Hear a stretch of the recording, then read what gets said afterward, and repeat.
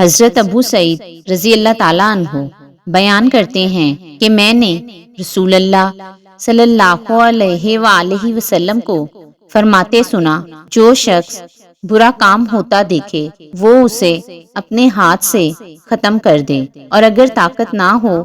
تو زبان کے ساتھ روکے، اور اگر اس کی بھی طاقت نہ رکھتا ہو تو اپنے دل سے برا جانے، اور یہ آخری درجہ کمزور ترین ایمان ہے۔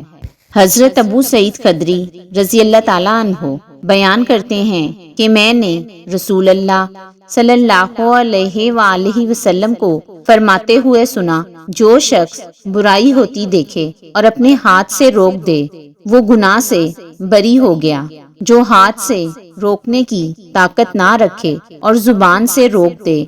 وہ بھی گناہ سے